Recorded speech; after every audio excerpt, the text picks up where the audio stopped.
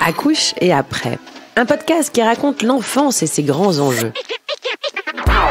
Santé mentale, développement psychosocio-affectif, vulnérabilité. Accouche et après donne la parole à des spécialistes qui nous éclairent sur les grandes thématiques liées à l'enfance et à la parentalité. On poursuit notre conversation avec Sophie Marinopoulos, épisode 2.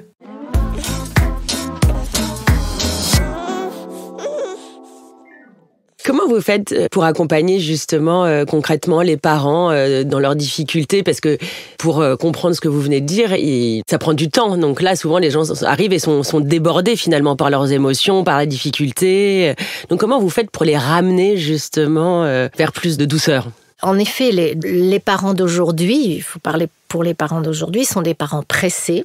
C'est des parents, je le disais, qui consomment. Je le dis par rapport à la société. C'est pas du tout. Et donc, il faut avoir ça en tête. C'est-à-dire que c'est des parents. On parle beaucoup des enfants qui ne supportent pas la frustration, mais il faut regarder le monde adulte dans lequel nous sommes. Nous sommes des adultes qui ne supportons pas la frustration. C'est-à-dire que nous sommes des adultes qui avons appris à avoir tout de suite. Et en particulier, grâce à nos petits appareils que nous avons quelque part là. Nous, on les voit plus là. Nous, on les voit plus, mais que nous avons avec nous. La petite caricature, c'est vous poser une question, finalement, quelle année est né un tel Wikipédia. Allez, Wikipédia, voilà. Tout de suite, on tape. C'est-à-dire qu'on ne fait pas travailler notre mémoire, on n'essaye pas d'aller chercher dans un livre, etc. On est tout de suite... Et on a immédiatement le résultat. L'info. Donc, c'est vrai que les parents qui viennent sont des parents... Ils viennent souvent, ils sont très préoccupés, perturbés par quelque chose qu'ils n'avaient pas prévu dans la relation à leurs enfants. Et ils attendent de notre part qu'on leur donne un truc. Comme si tous les parents se ressemblaient et il y avait un truc qui pouvait correspondre aux milliers de personnes. Ça existe dans certains pays où le mode de vie n'est pas tout à fait celui d'une démocratie. Donc, c'est pas du tout comme ça que ça peut se passer. C'est pour ça que je fustige les grands gourous qui vous disent comment il faut faire avec les enfants. Je trouve que c'est un irrespect et de l'enfant et du parent en devenir ou en train de se construire. Alors que ce qui est intéressant, c'est d'abord d'apprendre à les connaître. Donc, c'est de prendre du temps avec eux en disant, moi, je ne sais pas, très honnêtement, je ne sais pas comment il faut faire, mais j'ai envie de chercher avec vous. C'est-à-dire, je suis là. Je m'intéresse à vous. Votre santé relationnelle, votre santé des liens dans votre famille, elle m'intéresse et j'ai envie que vous soyez le mieux possible. Parce que les cultures sont différentes. Quelle qu'elle soit. On a été nous-mêmes éduqués différemment. C'est ça, c'est ce que vous dites aussi. C'est pour ça qu'il n'y a pas un modèle. C'est pas un modèle. Mais si vous ne voulez pas rentrer dans le modèle, ça veut dire qu'il faut que vous soyez à contre-courant de notre société actuelle et que vous preniez du temps. Le temps pour écouter. Il faut savoir se taire. Et ça, c'est pas simple non plus, même si vous me faites beaucoup parler aujourd'hui. Il faut savoir se taire pour comprendre qui est l'autre. Et donc, au départ, c'est assez mal pris par les parents. Je vois dans les cuisines des pâtes au beurre, on travaille comme ça. C'est-à-dire que nous, on va leur donner la parole, ce qui est rare pour un parent d'aujourd'hui, de prendre la parole et de donner la parole. Mais ils vont vite se prendre au goût. Parce qu'ils vont vite réaliser qu'il y a un chemin qui n'est pas si inintéressant que ça. Donc au départ, c'est la colère, c'est un peu l'agressivité à notre égard en nous disant, vous les psys, on vous pose une question, vous nous en posez 5, ce qui est tout à fait exact. Oui, ça, vous n'avez pas de solution miracle, alors qu'ils imaginent qu'il y a peut-être une solution miracle à la clé du premier rendez-vous. Voilà, mais on peut comprendre qu'ils veulent une solution miracle. Ils sont en souffrance, ils sont en tension, ils sont énervés, et ils ont envie que ça s'arrête. Ça, c'est la base, ils ont envie que ça s'arrête. Mais à partir du moment où on va aller chercher avec eux en disant, mais moi, je sais pas, par exemple, ils se plaignent du coucher, mais comment ça se passe le coucher? Je prends souvent cet exemple-là parce que le coucher est un moment difficile pour les parents et les enfants. Ils vont dans un premier temps dire, mais je sais pas, ça se passe toujours pareil, etc. Et on va leur demander de nous raconter la soirée. Mais par exemple, le moment du pyjama, où est-ce que vous préparez le pyjama? C'est l'enfant qui choisit son pyjama? Où est-ce qu'il est, etc. Et le travail, en fait, c'est simplement de les remettre à penser. Parce que quand on est pris par l'émotion, on ne pense plus. On ne peut pas penser dans l'émotion. L'émotion, c'est pas la meilleure amie pour penser. Donc, du coup, on les remet en situation de se poser, de s'apaiser et de remettre de l'image. C'est-à-dire, en leur demandant de nous raconter, Nous leur proposons de redonner des images là où il n'y en a plus. De prendre du recul aussi. Alors on peut le dire comme ça. Hein, c'est psychiquement, c'est une technique de travailler sur la clinique du détail, c'est-à-dire passer par le détail pour pouvoir remettre l'appareil à penser en route, hein, en prenant appui sur notre appareil à penser. Nous, on continue à penser, on sait très bien où on va. Et donc ça permet aux parents de commencer à dire « Ah mais oui, mais maintenant que vous me le dites, donc nous on n'a rien dit, mais... » On leur a posé des questions qui a fait qu'ils ont pris le fil et ils ont commencé à remonter le fil de l'histoire. On en revient à ce qu'on se disait tout à l'heure. On a besoin de donner du sens. À chaque fois qu'il y a un symptôme, à chaque fois qu'il y a une crise, c'est qu'on a perdu le sens. On ne sait plus où on en est. En fait, c'est parce qu'ils font des gestes un peu trop automatiques, c'est ça ? Il y a un truc un peu d'énervement. Ils sont dans l'énervement, oui, parce qu'on leur a dit il faut se coucher tôt, il faut dormir tôt. Ils voient que l'heure est passée, il y a déjà un quart d'heure de passé, une demi-heure de passé. L'enfant ne va pas se coucher avant 9h, il est tout petit, il devrait être couché à 7h30. Et ça n'en finit plus, c'est un terme qui revient souvent. Et ça n'en finit plus. Et on voit comment l'enfant qui n'a pas les bonnes conditions pour se séparer va retarder la séparation. Ça fait du symptôme. Donc, vous voyez, par exemple... Et ça fait mal, l'agacement, etc. Ça fait de la violence. Ça fait de la nervosité, de la violence. Donc, on voit bien qu'à chaque fois qu'on est dans la disruption, au niveau relationnel, à chaque fois qu'on veut escamoter le temps humain, ça ne fonctionne pas. Et ça, c'est une leçon de vie pour nous. Et ça, c'est ce que les bébés nous enseignent. C'est une évidence, mais cette évidence, on ne la voit plus parce que nous sommes pris dans un mode de vie qui ne sait plus s'arrêter, qui ne sait plus faire des pauses. Et la cadence est venue attaquer nos rythmes. Les rythmes de la grossesse, les rythmes de la naissance, les rythmes de la rencontre, les rythmes de l'amour, les rythmes de la famille, les rythmes du vieillissement, les rythmes du dernier au revoir. Tous ces rythmes-là ne peuvent pas être dans la cadence. Ils ont besoin d'être préservés. C'est ça la santé mentale. C'est la santé mentale d'une société. Et ça commence dès la naissance et même pendant la grossesse. C'est bien pour ça qu'on demande des lois qui prennent en compte la naissance du parent. Naître parent, c'est pas rien. Il n'y a pas qu'un bébé qui naît. Ah bah, l'adulte naît parent. Et c'est pas parce que c'est votre 3e ou votre 4e que vous naissez pas parent une nouvelle fois. Oui, à chaque fois pour c'est une différent. Nouvelle parentalité. Oui. C'est logique. C'est très intéressant. Je bois vos paroles. Ce que j'aime aussi beaucoup chez vous, c'est que ça n'a rien justement de strict. Au contraire, vous prenez l'humour, la joie. J'ai vu des vidéos justement. Vous dites qu'on a le droit d'utiliser la blague avec l'enfant. Alors, les bébés ont beaucoup d'humour, il faut le savoir. Très tôt, les bébés comprennent l'humour. C'est une vraie joie de travailler avec eux. Pour les parents, c'est vrai que j'utilise très souvent l'humour. Je me moque parce que ça nous rapproche. On est complices.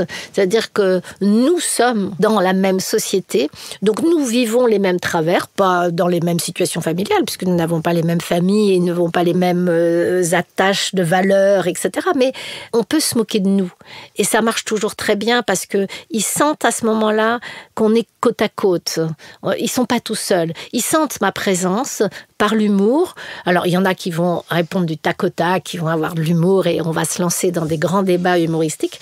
Il y en a qui sont un petit peu plus fermés parce que plus en souffrance et puis c'est moins leur... Mais même s'ils n'ont pas eux-mêmes de l'humour, ça les met quand même en joie. Vous voyez, c'est-à-dire être en joie à l'intérieur. Il y a quelque chose qui se détend. Ce que je veux dire, ça leur permet de souffler aussi. Peut-être qu'ils se rendent compte que c'est pas... Parce que c'est vrai qu'il y a aussi cette idée d'être le meilleur parent et donc se mettre une pression dingue, quoi. Ça dédramatise, ça c'est évident.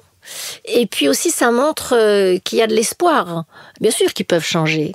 C'est ça qui est très intéressant. C'est pour ça que je fustige les gourous, parce que le gourou, vous êtes dépendant du gourou. C'est lui qui vous dit ce qu'il faut faire, vous avez toujours besoin d'aller écouter ce qu'il dit. Alors que nous, au Pâte au Beurre, notre objectif, c'est que le parent soit autonome.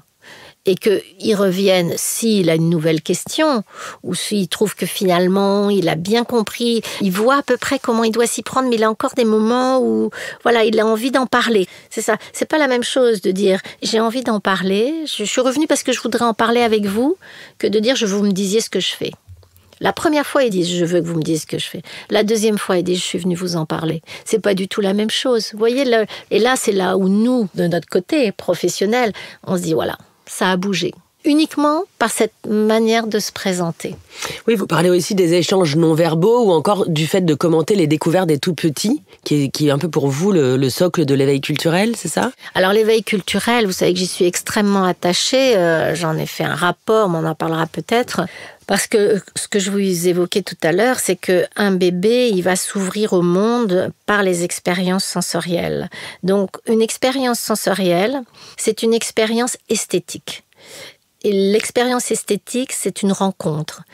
L'esthétisme, c'est être touché par, être traversé par. C'est pour ça que nous ne sommes pas traversés de la même manière par les mêmes musiques, par les mêmes tableaux, par les mêmes chorégraphies. On va chacun avoir notre sensibilité. Les bébés ont des sensibilités très différentes. Brazelton en a parlé il y a 50 ans déjà. Vous savez, il y a beaucoup de choses qu'on sait depuis très très très longtemps sur les profils de réactivité des bébés qui sont très différents. Ils ont des sensibilités, des sensorialités qui sont très différentes. Et donc, ces expériences esthétiques, elles sont essentielles dans la vie d'un humain. Elles le construisent, et elles construisent à la fois, bien sûr, son attention à l'autre, c'est-à-dire ça le fait rentrer dans l'altérité. Nous sommes des êtres de relation, c'est-à-dire qu'un bébé tout seul, ça n'existe pas, nous dit notre cher Winnicott, psychanalyste préféré, je pense, de nous tous. Ça veut dire tout simplement que oui, un bébé, s'il ne rentre pas en relation, il meurt. Nous sommes les seuls mammifères à ne pas être autonomes. Nous sommes des petits néothènes. Notre condition native, elle est néothénique, c'est-à-dire que nous sommes dépendants. Et c'est ça l'histoire des humains, qui est une sacrée histoire, moi que je trouve passionnante en tant que psy, c'est que dès la naissance, la tension va commencer à émerger, c'est-à-dire que je sais que je dois être dans cette grande dépendance, mais en vue de devenir indépendant. C'est-à-dire que l'autonomie est au prix de la grande dépendance. C'est ce qu'on se disait tout à l'heure, sur bien se séparer. Voilà. Donc ça, c'est notre histoire à nous. Il faut bien prendre soin de l'autre, de nous dans l'autre, pour pouvoir un jour être autonome, c'est-à-dire être dans une relation épanouie à l'autre, sans se sentir envahi, dépendant, etc. Il y a des gens qui ont bien sûr des symptomatologies autour d'eux, ils ont toujours le sentiment qu'on les regarde mal, qu'on se moque d'eux. Vous connaissez ça, il y a plein de gens autour de nous comme ça. Bon, vous voyez que déjà là, c'est pas un équilibre dans le relationnel, il s'est passé quelque chose, il y a eu un petit truc. Voilà. Donc ça fait partie de notre métier, bien sûr, d'aller comprendre où s'est nichée cette affaire-là. Puis il y a d'autres symptômes qui peuvent apparaître dans la relation. C'est pour ça que je m'appuie autant sur l'éveil, parce qu'il se joue, on revient à... Oui, tout ne se joue pas entre 0 et 3 ans, mais mon Dieu, quelle richesse entre 0 et 3 ans, à partir du moment où on en prend soin, on y fait attention. Moi, je suis évidemment pour que ces politiques publiques pour les tout-petits, mais c'est pas que pour les tout-petits, c'est pour la vulnérabilité, en fait. Nous devrions avoir un ministère de la vulnérabilité. Nous devrions dire, nous avons besoin les uns des autres, et c'est à la fois notre force et notre vulnérabilité. Donc, ne masquons pas cette part de nous qui est essentielle, et essentielle en démocratie. Et dans l'éveil culturel et artistique que je défends, en particulier dans mon rapport, c'est justement un bébé qui est mis en situation d'éveil, il est déjà en train de délibérer. C'est-à-dire que tout ce qu'il touche, tout ce qu'il goûte, tout ce qu'il observe, il manipule un petit bout de ficelle. Vous voyez un bébé quand il fait quelque chose, vous avez dû remarquer cette incroyable tension. Intensité, ouais. Mais c'est incroyable cette intensité. On n'est plus capable ou quand ils vous regardent, oui. Mais incroyable aussi. Eh bien là, ils délibèrent. La démocratie, c'est la délibération. C'est de ça dont il est question. Donc accompagnons-les pour justement construire une société apaisée, pacifiée. La paix est au bout, bien entendu. Donc voyez, si on décline, le sujet est immense. On part de la sensorialité, on part de l'éveil des tout-petits, on part de leurs besoins fondamentaux, de nos besoins fondamentaux, de notre espèce si particulière, espèce fabulatrice, nous dit Nancy Houston. C'est ça, nous sommes une espèce qui parle, une espèce qui raconte. Qui raconte les histoires, qui adore les histoires. Qui adore les histoires. Les arts, c'est quoi? Ce sont des histoires chantées, des histoires dansées, des histoires racontées. C'est ça, les arts. C'est pour ça que les bébés adorent les arts. Et c'est aussi pour ça que je travaille beaucoup avec les musées. C'est ça. Alors, c'est ce que j'allais vous demander. Est-ce que ça a eu, quand je vous ai entendu, est-ce que ça a une utilité? Est-ce qu'il faut absolument emmener les enfants au musée ou jouer à un puzzle ou dessiner? Alors, il faut à la fois... je fais très attention sur ce sujet-là parce que, bon, d'abord, l'éveil, c'est pas les musées. Pas que. Non, pas du tout. C'est-à-dire, l'éveil, c'est accepter que l'enfant prenne le temps de rêver, de regarder. Quand il regarde un nuage sous la pluie, ne pas commencer par lui dire « Rentre, regarde, tu vas être mouillé, tu vas être trempé, tu vas avoir la grippe, c'est fini, sa vie est terminée. » Parce que pendant un moment, il a regardé un nuage sous la pluie. Donc voilà, c'est déjà le laisser être traversé par une émotion, c'est ce qu'on disait tout à l'heure, c'est-à-dire par un esthétisme qui va le toucher. Ça le rend empathique, ça le rend humain, c'est cette dimension-là que l'on recherche. Donc l'éveil est partout. Donc dans les musées, bien sûr, encore faut-il que nos musées s'adaptent à nos tout-petits, parce qu'un tout-petit, il a besoin de bouger. Si le tout-petit ne peut pas bouger, ça n'a pas grand intérêt pour lui, mais ça, les musées commencent à très très bien le comprendre, et moi je travaille de plus en plus avec eux sur comment on accueille un enfant. Il y a plein de petits ateliers maintenant qui sont il y a des ateliers, mais il y a aussi de la liberté. Moi je vois, il y a des musées ici, il y a des musées en France qui les accueillent. En ce moment on travaille avec le Macval, il y a vraiment tout un travail qui est fait avec les tout-petits, le Grand Palais, enfin il y a vraiment des musées qui prennent les choses à bras-le-corps et qui ont un travail scientifique absolument formidable pour penser l'enfant dans le musée. C'est ce que vous disiez aussi au Pâte au beurre, c'est que vous aimiez bien parler de culture ou partager, par exemple, un puzzle ou quelque chose comme ça avec les parents pour prendre du temps, non, aussi, avec l'enfant? Non, on ne partage pas de jeu avec les parents. Les Pâte au beurre, c'est au niveau de l'espace, parce que l'espace, c'est un équivalent psychique. La preuve, on nous a mis dans un espace protégé. Vous voyez, c'est pas n'importe quel espace, qui est très pensé pour nous deux, là, pour qu'on soit bien toutes les deux. Au Pâte au beurre, c'est pareil. On a pensé l'espace, c'est un triptyque, il y a trois pièces. Il y a la cuisine où les parents vont parler avec nous, présents, les professionnels. Il y a une pièce d'entre-deux où les enfants sont là, ils sont un peu avec nous, mais en même temps, ils peuvent échapper au regard, ils entendent moins bien, etc. Et puis, il y a une troisième pièce où on ne les voit plus, où ils peuvent aller jouer, où il n'y a pas énormément de jeux. Ils peuvent dessiner, ils peuvent lire, ils peuvent inventer des histoires, mais on n'a pas non plus pléthore de jeux, on n'est pas une garderie. Et qui plus est, les enfants sont seuls. Il n'y a pas de professionnels qui les surveillent. C'est les enfants se débrouillent. Qui est un grand, si mais les parents en émoi. Il n'y a personne pour les surveiller. Et ça, c'est intéressant pour nous, parce qu'on peut parler de ça. Ah oui, parce que vous pensez qu'il peut se passer quelque chose, et on va commencer à aborder la question de l'angoisse. Vous voyez. Donc non, on ne fait pas d'activité ludique avec les parents. On est vraiment des praticiens de la parole. On est sur le récit. Le récit en panne ou le récit qui retrouve ses mots.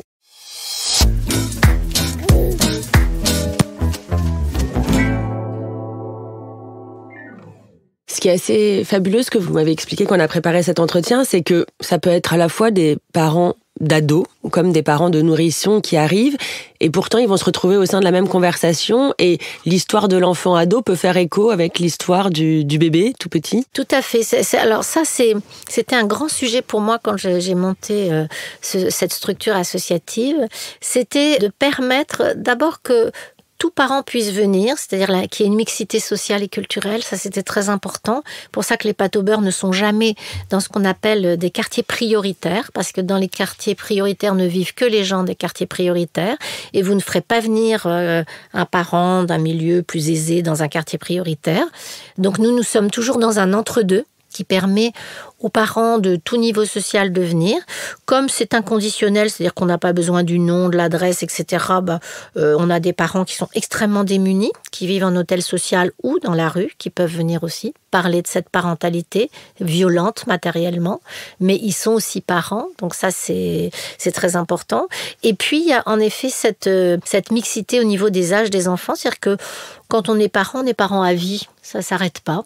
Et la question de la séparation, elle se surgit à bien des moments dans la vie. Ça peut être à l'adolescence, en effet, mais ça peut être quand l'enfant est un adolescent majeur ou quand il est un jeune adulte, quand il devient parent lui-même. On a beaucoup de grands-parents qui comprennent pas la manière dont leurs enfants sont parents. Et pourtant, ils jouent un rôle auprès de leurs petits-enfants et ils ont envie d'aborder ce sujet-là. Ils sont soucieux de trouver une juste distance. Parce que une vie familiale qui dure une vie, c'est toujours la juste distance. À quelle distance je me place? Quand vous avez des parents vieillissants, quand vous voulez commencer un peu trop les aider, ils vont vous remettre à votre place en disant « dis donc, c'est encore moi qui décide, c'est pas parce que j'ai 80 ans ou 90 ans, etc. » Et c'est là où, tout au long de notre vie, on cherche la juste distance. Et donc ça, moi j'avais envie quand j'ai créé les pâtes au beurre, que ça soit au cœur de cette cuisine, c'est-à-dire, on peut pas dire qu'on veut une société, on sait vivre, alors le vivre ensemble. Alors ça, c'est une grande expression que tout le monde adore. Mais par contre, au niveau des politiques publiques, ils nous font faire un nombre d'aberrations. C'est-à-dire, il faut vivre ensemble, mais on vous donnera de l'argent si vous intervenez dans un quartier prioritaire. Vous voyez la conception du vivre ensemble, déjà. C'est-à-dire, bon, les plus démunis restent avec les plus démunis, les moins démunis restent avec les moins démunis. Bon, c'est pas du tout ma conception de la société. Là, c'est clair. Je trouve que c'est important qu'on réfléchisse aux lois qu'on met en place, enfin, pas aux lois, aux politiques publiques qu'on met en place, au niveau des parentalités, par exemple, en disant, là, il y a quelque chose qui ne va pas. Donc, c'est vrai que la cuisine des pâtes au beurre, c'est un peu haut en couleur, parfois. J'adore ce terme de la cuisine, parce qu'à chaque fois, je ne sais pas si vous parlez d'une cuisine au sens propre, au sens... C'est la cuisine pâtes au beurre. Voilà. Et la cuisine des pâtes au beurre, parce que tous nos collègues en France travaillent de la même manière, les cuisines des pâtes au beurre, oui, peuvent être très hautes en couleur, parce que c'est vrai que entre l'ado qui veut pas, qui veut se sortir tout le temps, qui respecte pas les horaires, le bébé qui veut pas aller au lit, bon, vous voyez bien quand même un dénominateur commun. Comment je fais pour poser les limites? Comment je suis parent? Comment je fais pour être entendu dans mon autorité? Et qu'est-ce que c'est que l'autorité? Voilà. Bon. Et donc, tellement de sujets. Il y a cette phrase aussi, cette expression de Sigmund Freud que vous avez utilisée, encore une fois, en préparant cette émission, qui est l'inquiétante étrangeté. Est-ce que vous pouvez revenir sur ce concept? Oui, la question de l'inquiétante étrangeté, c'est absolument passionnant. C'est-à-dire que c'est c'est l'histoire de Freud qui est dans un train et qui va dans sa cabine. Et quand il arrive dans sa cabine, il voit qu'il y a déjà quelqu'un qui est arrivé. Et il dit quand même, c'est ma cabine, qu'est-ce que ce vieux monsieur fait là? Tout d'un coup, il réalise que ce vieux monsieur, c'est lui. C'est-à-dire, il se voit dans le miroir et en fait, c'est lui. Cette inquiétante étrangeté, c'est cette part de soi qu'on ne connaît pas et qui peut surgir et qui est particulièrement perturbante. Et chez les parents, c'est vrai que j'utilise, alors pas bien sûr avec les parents, mais je trouve que c'est ça que nous voyons régulièrement, c'est cette inquiétante étrangeté, c'est ce moment où, pour vous donner un exemple, une maman qui va me dire mais vous rendez pas compte, mais je lui ai hurlé dessus. Mais non, mais je vous dis, je lui ai hurlé dessus, mais je lui ai dit des choses horribles. Alors que je ne le voulais pas, c'est ça. Mais je suis contre la violence, je suis depuis toujours engagée contre la violence. Et soudainement, elle découvre un bout d'elle violent qu'elle ne connaissait pas et mais c'est une terreur pour elle. Cette inquiétante étrangeté, il faut surtout pas la laisser seule avec ça. Ah bien, il faut surtout l'accompagner sur, en effet, vous étiez à bout, vous avez hurlé. Je vais pas vous dire que c'est bien, c'est pas la question, mais ça fait partie, en effet, parfois, de nos histoires où on est débordé.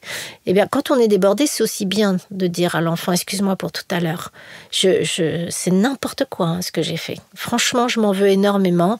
Et voilà, et on se retrouve, parce que les parents pensent qu'aujourd'hui, il y a ça aussi, le mot traumatisme.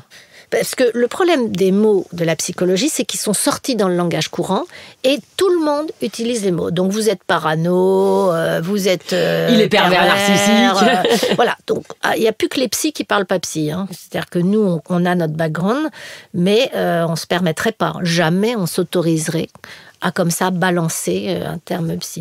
Traumatisme, c'est pareil, on le voit partout. Donc les pauvres parents, je dis les pauvres parents parce que ils arrivent en disant je l'ai traumatisé, je suis sûre que je l'ai traumatisé à vie. De toute façon, on me l'a dit et donc je sais plus quelle est la personne qui leur aurait dit que vous l'avez traumatisé à vie. Voilà. On a quand même eu récemment un reportage extraordinaire sur les 1000 jours où on apprend que les enfants qui sucent la tétine jusqu'à je ne sais quel âge auront moins d'empathie que les autres. Oui, mais ça passe à des heures d'écoute et ça passe. Vous voyez ? Voilà, c'est de ça dont il est question. Revenons un peu d'abord à la tolérance. Ne touchons pas la dignité des gens. Osez dire quelque chose sur ce que deviendrait un enfant qui a eu une tétine, c'est abominable. C'est une abomination à mes yeux. Soyons un peu plus tolérants et essayons ensemble d'accompagner les vies de famille, les mouvements dans les vies de famille. Bien sûr qu'il y a des choses qui sont compliquées, mais est-ce que pour autant on doit les délaisser ou les juger ?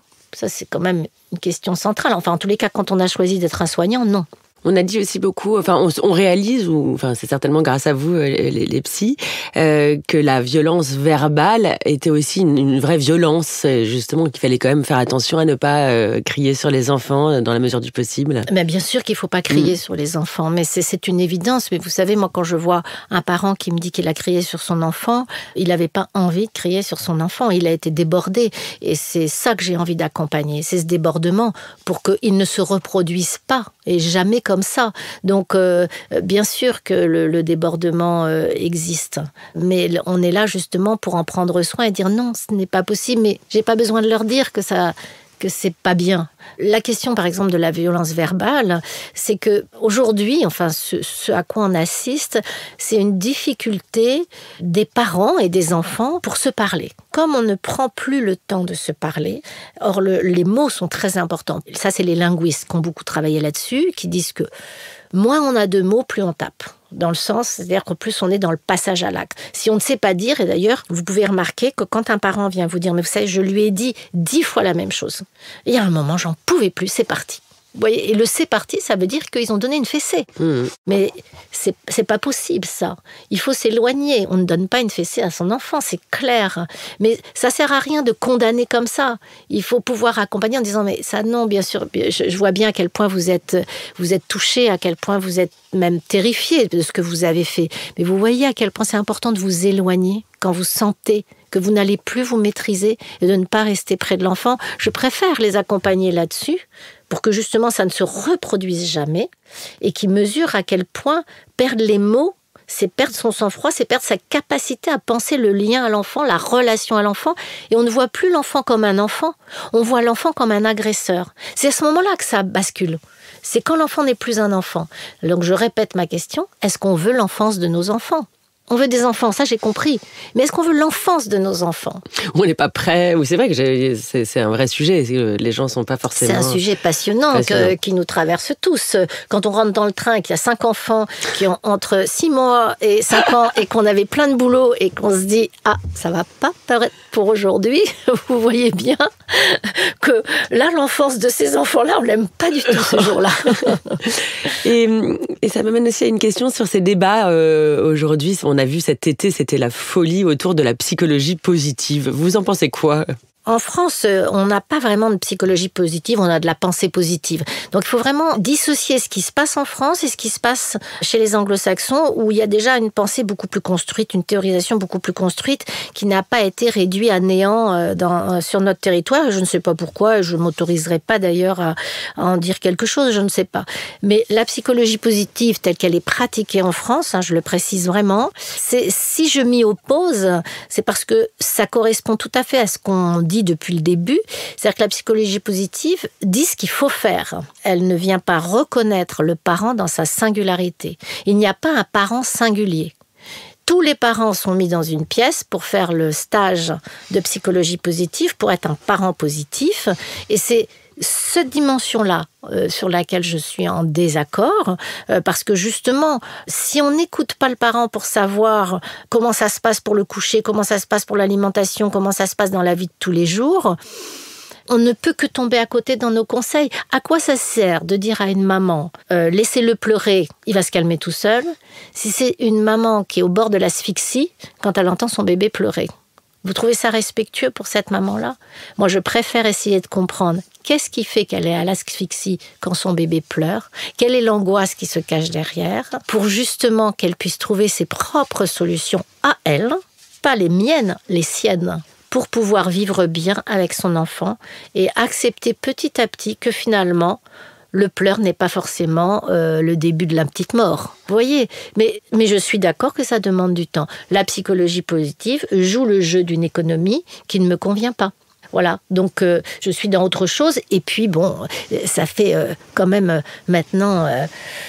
depuis les années 90 que j'ai monté les pâtes au beurre dans la gratuité, la solidarité et l'entraide. Donc je vais pas changer, je vais pas installer un cabinet avec des cours très chers de psychologie positive. Vous voyez, c'est pas un business, quoi. C'est pas mon sujet. Non, oui, je crois profondément aux valeurs démocratiques et la question de la solidarité, de l'entraide, de la pacification, de la paix est absolument essentielle. Et évidemment, l'égalité. Tout le monde doit pouvoir pousser la porte de la cuisine. Tout le monde ne va pas dans les stages de psychologie positive. Hein.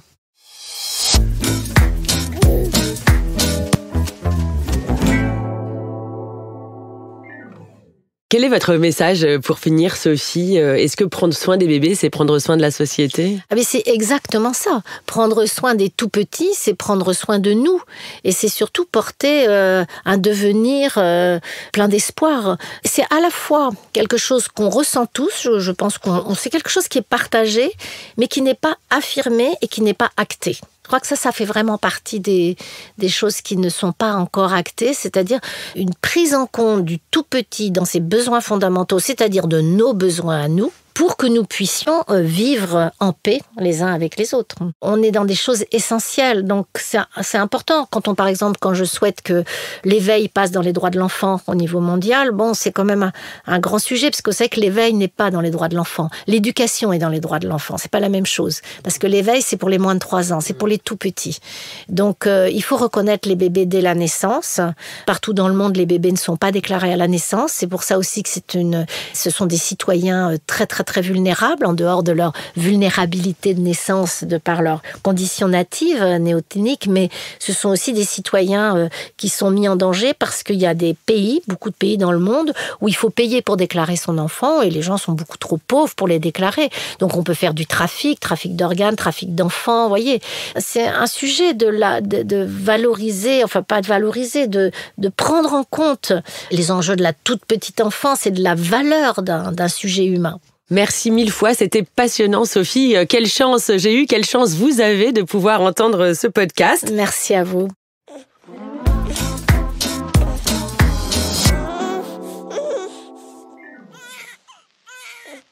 Merci Sophie Marinopoulos pour cet entretien passionnant consacré à la santé mentale des bébés. À très bientôt pour d'autres épisodes d'Accouche et après, le podcast de la Fondation Mustela qui raconte l'enfance et ses grands enjeux. Retrouvez tous les épisodes sur fondationmustela.com et sur vos plateformes de podcast habituelles.